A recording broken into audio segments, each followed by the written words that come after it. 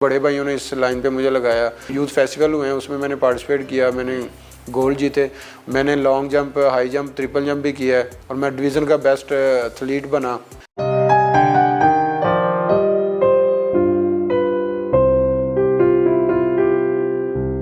आप पाकिस्तान में जेवलिन का क्या फ्यूचर देख रहे हैं और कितने लोग इस तरफ आ रहे हैं? जी बिल्कुल, जैसे कि पीछे अपना ये अभी नेशनल गेम्स भी हुई है और नेशनल चैम्पियनशिप भी करवाई गई, पंजाब गेम्स भी हुई थी, तो उसमें मैं भी एज ए देखने गया था कि एथलेटिक्स में कितने को प्लेयर आए हैं और जेवलिन में ख़ास कर देखने गया था कि जेवलिन में कितने प्लेयर्स आए हैं। तो मैंने जेवलिन का कंपटीशन भी देखा तो बड़ी खुशी हुई और उसमें बहुत सारे लड़के और लड़कियों ने पार्टिसिपेट किया।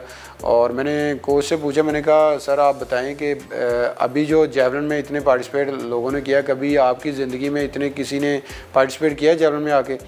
तो कोच साहब ने मुझे बताया, उन्होंने कहा कि यार हम यही 15-20 देखते थे जेवलिन में पार्टिसिपेट करते थे, तो अभी तो माशाल्लाह 35 से 40 जो है ना वो जेवलिन थ्रोवर पार्टिसिपेट कर रहे हैं। जैसे कि मैंने भी अल्हम्दुलिल्लाह 2012 से जब गेम स्टार्ट की तो मेरे पास तो इतने सोर्सेज नहीं थे कि मैं अफोर्ड कर सकता, तो अभी मैं जितना कर सकता हूँ मैं कर रहा हूँ। लेकिन गवर्नमेंट को चाहिए कि हमारे जो प्लेयर्स हैं, जैसे मुझे पीछे कुछ नहीं मिला, अगर उनको आप करें तो वो आगे बढ़ सकते हैं, तो मेरे साथ साथ वो भी ट्रेनिंग करें। तो एशिया लेवल तक के हमारे जो है ना वो जेवलिन थ्रोवर अल्हम्दुलिल्लाह हैं। तकरीबन हफ्ते में 6 दिन जो है वो ट्रेनिंग करते हैं और एक जो दिन होता है वो ऑफ होता है, हमारा संडे को ऑफ होता है। सही। तो हमारे जो सेशन होते हैं वो सुबह और शाम होते हैं। सुबह का सेशन हमारा होता है 1.5 से 2 घंटे का और शाम को 2.5 से 3 घंटे का होता है। तो इसमें अगर देखा जाए हफ्ते में हम 2 टेक्निक करते हैं। सही। और 2 दफ़ा हमने जिम करनी होती है, 2 दफ़ा हमने वो स्पीड वर्क करना है, उसमें मेडिसिन बॉल भी आ जाते हैं, हडल जंप भी आ जाते हैं और भी इसके अलावा बहुत सारी जो है ना वो ट्रेनिंग होती है। जूनियर एशियन चैंपियनशिप से आपने आगाज़ किया, उस वक्त लोगों को मालूम हुआ कि अरशद नदीम इस गेम में आया है, उस वक्त की फीलिंग्स के बारे में बताएं। आज बिल्कुल, जैसे कि मैंने आल पंजाब खेली और मैंने आल पंजाब जीता, फिर मैं 2015 में वापडा में आया, लेस्को में भर्ती हुआ, तो मुझे उम्मीद हुई कि अभी अल्लाह ताला ने मुझे जॉब भी दे दी है, तो फिर मेरा सारा ध्यान जो है वो गेम की तरफ आ गया कि मैंने इंशाल्लाह जो है ना वो पाकिस्तान का पूरी दुनिया में नाम रोशन करना है। तो इसी तरह आगाज़ हुआ। फ़याज़ हुसैन बुखारी साहब मुझे मिले, जो मेरे कोच हैं वापडा के, उन्होंने बड़ी मेहनत करवाई और मैंने समझ लें कि 6 माह के अंदर अंदर जो है ना वो मैंने पाकिस्तान का रिकॉर्ड ब्रेक कर दिया था। ओलंपिक गेम्स में आपकी और नीरज चोपड़ा की फाइनल से पहले बातचीत होती है और उसके बाद 1-2 कंट्रोवर्सी बनी, जिसमें से एक ये भी थी कि अरशद नदीम सारी रात वीडियो गेम्स खेलता रहा है, उसके बारे में बताएं। आज बिल्कुल बहुत सारी बातें सुनने को मिली थी तब मुझे, जब मैंने क्वालिफाई किया फाइनल के लिए। अगर इसमें देखा जाए तो जब मैंने क्वालिफाई किया उस वक्त किसी ने कोई बात नहीं की, कि वो इसलिए नहीं की कि वो काम हो गया था कि फाइनल में पहुंच गए हैं। सही। वो कहते हैं ना कि जब कोई काम हो जाए ना तो उसके पीछे कुछ भी चल रहा हो ना तो किसी ने नहीं बोलना। मैंने बड़ी मुश्किल से जो है ना वो फाइनल के लिए क्वालिफाई किया है। सही। तो वहाँ से मुझे होप हुई कि कॉमनवेल्थ गेम्स में इंशाल्लाह मैं गोल्ड की फाइट करूँगा। फाइनल के बारे में हमें थोड़ा सा बताएं। आज बिल्कुल वैसे हुआ जो मैंने सोचा हुआ था, गोल सेट किया हुआ था। तो अल्हम्दुलिल्लाह मैं 4 थ्रो तक तो मैं गोल्ड अल्हम्दुलिल्लाह जा रहा था, गोल्ड हो रहा था। और 5th जो थ्रो है वो एंडरसन पीटर जो कनाडा का प्लेयर्स है उन्होंने की, तो वो अपनी तरफ से उन्होंने कहा कि मैं गोल्ड हो गया हूँ। सही। और होता ऐसे ही है कि जैसे उसने 88.64 जो उन्होंने थ्रो की है, अगर उसकी जगह पे मैं भी होता, मिसाल तौर पे जैसे मैं विन कर रहा था तो पीछे से वो आ गया, अगर मैं भी वो थ्रो करता तो मैं भी यही समझता कि मैं गोल्ड हो चुका हूँ, क्योंकि इस लेवल की अगर देखा जाए ओलंपिक्स में 87 पे गोल्ड हुआ है। तो इधर 88.64 उसने थ्रो की तो उसने मान लिया कि मैं गोल्ड हो चुका हूँ, क्योंकि अरशद इंजरी का शिकार है, नी का और एल्बो का। तो अभी देखिए कि थ्रो और पीछे 1-2 थ्रो रह गई थी तो बड़ा मुश्किल हो जाता है। तो उस पर कोई भी प्लेयर होता तो उसने यही करना था जो एंडरसन पीटर ने किया है। तो बस वो कहते हैं कि वहाँ पे मेरा किस्मत में मेडल लिखा हुआ था। सही। और मैंने भी वैसे हिम्मत नहीं आ रही, मैंने कहा नहीं, मैंने पिछली बार जो है ना वो वैसे फाइट तो बड़ी अच्छी की थी। आपके ख्याल में क्या डिपार्टमेंट प्लेयर को ज्यादा अच्छा तैयार करते हैं, या डिपार्टमेंट प्लेयर्स के लिए कितना जरूरी है, और आपके अलावा कितने प्लेयर्स हैं जो अभी डिपार्टमेंट के पैनल पर मौजूद हैं? जी बिल्कुल, आपने बड़ा अच्छा सवाल किया डिपार्टमेंटल का। मेरे ख्याल में जैसे मैं जब गेम में आया तो मैंने आल पंजाब विन किया, तो हर प्लेयर की, हर बंदे की ख्वाहिश होती है कि यार मुझे जॉब मिले। सही। जैसे उसको जॉब मिलती है तो इसी तरह मुझे भी अल्हम्दुलिल्लाह वापडा ने जॉब दी है।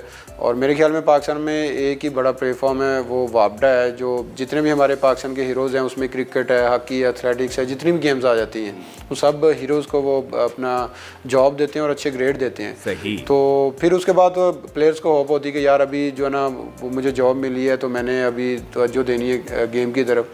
तो अल्हम्दुलिल्लाह मैंने भी इसी तरह किया, जैसे मुझे जॉब मिली तो मुझे और भी शौक़ हुआ कि मैंने यार मेहनत करनी है और आगे बढ़ना है। तो मेरे ख्याल में डिपार्टमेंट जो है वो सपोर्ट कर रहे हैं जितना वो कर सकते हैं और जॉब दे रहे हैं। तो उसके बाद ही जो प्लेयर का ज़हन बनता है कि अभी मैंने गेम करनी है, तो इसी तरह वो गेम करता है, मेहनत करता है, आगे बढ़ता है। और इसी तरह जैसे एथलेटिक फेडरेशन है, उनको भी गवर्नमेंट को चाहिए कि उनको फ़ंड दे ताकि वो इंटरनेशनल सतह पे प्लेयर्स को बाहर भेजें, बाहर ट्रेनिंग के लिए भेजें, तो ये बेस्ट हो जाएगा। थोड़ा सा मसाइल के बारे में भी बात करते हैं। फंड्स की कमी का सामना अक्सर प्लेयर्स को होता है। क्या फंड्स की कमी प्लेयर्स की परफॉर्मेंस पर असरअंदाज होती है, और ये कितना जरूरी है कि पाकिस्तानी प्लेयर्स को इंटरनेशनल लेवल की सहूलियात दी जानी चाहिए? अच्छा, बिल्कुल। पहली बात तो ये है कि जैसे नीरज चोपड़ा भाई की ट्रेनिंग 2016 में मैंने पहला कंपटीशन उसके साथ खेला था, वो तब से आउट ऑफ कंट्री में ट्रेनिंग वो कर रहा है, वो अभी भी कर रहा है, उधर ही आउट ऑफ कंट्री में कर रहा है। तो मैं मेडल लेके भी, रिकॉर्ड करके भी तो मैं पाकिस्तान में ही हूँ। तो अगर देखा जाए इसमें तो जैसे आपने बताया कि ओलंपिक्स में उस पे 10 करोड़ उन्होंने लगाया है, तो हमारे पूरे कॉन्टीजेंट का ओलंपिक्स में जो गया है उस पे 2 करोड़ लगा है। तो मेरे ख्याल में 2 करोड़ तो एक प्लेयर पे लगना चाहिए। सही। अगर आप एक प्लेयर पे इतना आप लगाते हैं तो मुझे उम्मीद है कि ओलंपिक्स में हमारे जो है ना वो मेडल्स आ सकते हैं। सही। तो ये गवर्नमेंट को चाहिए कि उनको अफोर्ड करना चाहिए। जैसे कि हर बंदा ही जो है वो क्रिकेट के पीछे लगा हुआ है, ठीक है, वो भी हमारे हीरोज़ हैं। तो अगर आपने ओलंपिक्स में या एशिया लेवल पे आपने मेडल लेना है तो मेरे ख्याल में जैसे एथलेटिक्स है, हॉकी है, और भी बहुत सारी गेम्स है, उस पर आप तवज्जो दें। पाकिस्तान स्पोर्ट्स बोर्ड या ओलंपिक फेडरेशन आपको सपोर्ट कर रहे हैं या कोई स्पॉन्सर आ रहे हैं? क्योंकि जब तक स्पॉन्सर नहीं आएंगे तब तक पैसा नहीं आएगा, और पैसा नहीं आएगा तो आपकी डेवलपमेंट नहीं होगी। इस बारे में कुछ बताएं। जी बिल्कुल। जैसे एथलेटिक फेडरेशन में जनरल कमसाई साहब हैं, मेरे ख्याल में 2015 से अभी तक जो है वो अल्हम्दुलिल्लाह मेरे लिए कर रहे हैं और आगे भी करेंगे, मैं उनका शुक्रिया अदा करूँगा। और इसी तरह प्राइवेट जितने भी इदारे हैं उनको भी करना चाहिए कि जितने हमारे पाकिस्तान के प्लेयर्स हैं उनको स्पॉन्सर करें। अगर देखा जाए तो प्राइवेट भी हैं और साथ सरकारी भी हैं। अगर ये दोनों मिलकर अगर हमें स्पॉन्सर करें तो हमारी जो है स्पोर्ट्स वो माशाल्लाह काफ़ी आगे जा सकती है। कौन सी ऐसी तब्दीलियां हैं जो आपको लगता है कि एथलेटिक फेडरेशन में हो जाएं तो पाकिस्तान इंटरनेशनल लेवल के लिए बआसानी कम्पीट कर सकता है? अच्छा, बिल्कुल। सबसे पहले तो मैं यही कहूँगा, मैंने पहले भी बात की है कि हमारे पाकिस्तान में एथलेटिक का ग्राउंड नहीं है। सही। तो मैं गवर्नमेंट से अपील करूँगा, दरख्वास्त करूँगा कि हमारे पाकिस्तान में जो है ना एक अलग जो एथलेटिक का ग्राउंड बनाया जाए ताकि हम आसानी से वहाँ जाकर ट्रेनिंग कर सकें।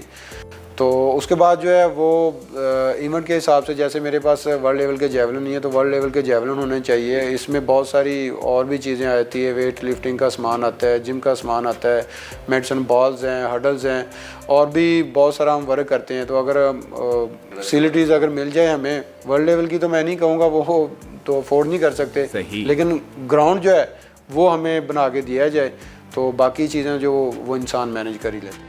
आने वाले नए खिलाड़ियों के लिए कोई पैगाम दीजिएगा? आज बिल्कुल मेरा यूथ को पैगाम यही है कि मेरे ख्याल में दुनिया में कोई ऐसा काम नहीं है कि इंसान कर नहीं सकता। अगर वो करने पे आए, सच्चे दिल से, सच्ची लगन के साथ करे। जैसे कि मैं भी एक छोटे से गांव से अल्हम्दुलिल्लाह मैंने मेहनत की है तो आज इस मुकाम पे पहुंचा हूँ। एनीवे, आप एजुकेशन में हैं, स्पोर्ट्स में हैं या किसी भी काम में हैं, तो आप दिल लगा कर आप काम करें तो जो मेहनत है वो अल्लाह ताला उसका सिला जो वो एक न एक दिन ज़रूर देता है। और मैं मिसाल आप सबके सामने हूँ, जैसे मैंने ओलंपिक्स में बड़ा अच्छा परफॉर्म किया लेकिन किस्मत में मेडल नहीं था, लेकिन उसके बाद मैंने मेहनत की, मैंने गोल सेट किया और अल्हम्दुलिल्लाह आप सबके लिए मैंने मेडल जीते।